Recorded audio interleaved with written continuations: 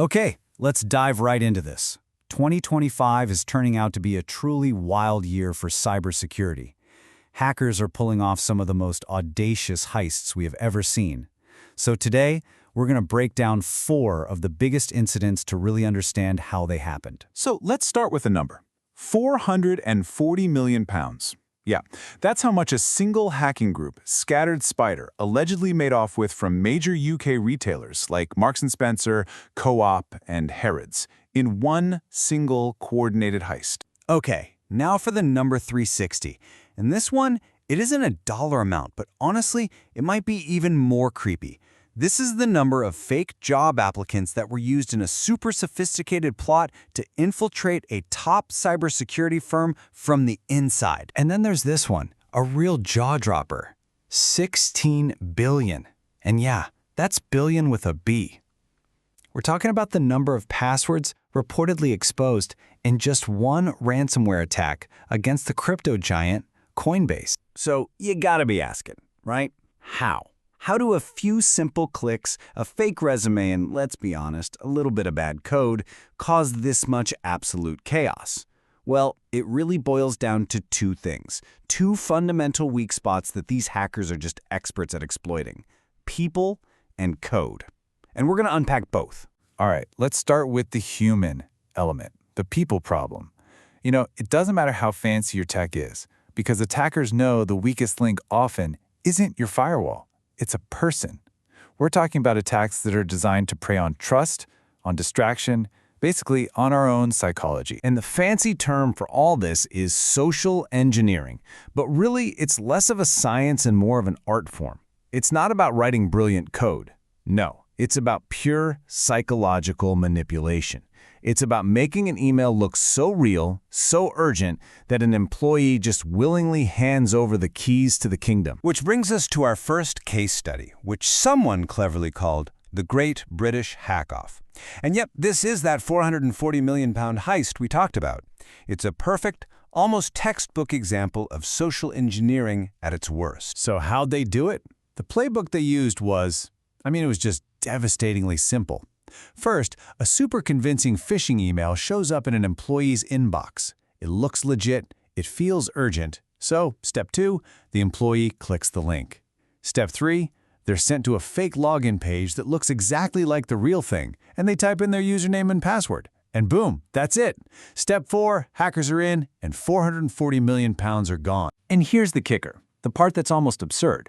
The hackers didn't even get the really juicy stuff. No usable payment details, no passwords they could sell. It was just names and addresses. It's like stealing a phone book in the digital age. But with that tiny little bit of access they got from one click, they were able to move around and cause that massive financial hit. Okay, so our next case, this thing reads like a legit spy thriller. We're talking about a plot to sneak spies into the cybersecurity firm SentinelOne by having them apply for jobs. And not just 1 or 2, but 360 seemingly qualified IT workers. But the real story? Oh, it gets even weirder. So check this out. On one side, you have what the HR department saw.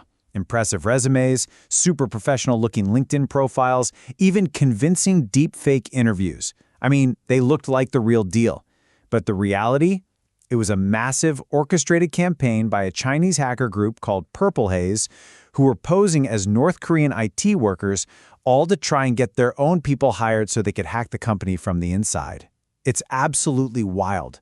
Thankfully, SentinelOne's vetting process was tight enough to catch it, but wow, it's a chilling look at just how far these social engineering plots can go. Okay, but it's not always about tricking people, right? Sometimes the tech we rely on, the tech that's supposed to protect us, is itself the problem. This is what we call the code problem, when the technology itself is the weak link. And that brings us to the mess at Coinbase. Look, when you're in the world of crypto, the stakes are just astronomical. A single little flaw, one vulnerability, can lead to absolutely catastrophic losses. And that's pretty much what happened here, leading to that insane exposure of 16 billion passwords. So, what likely happened here was something called a zero-day exploit. And the name is actually pretty simple to understand. 0 day just means the good guys, the software developers, have had exactly 0 days to patch the problem.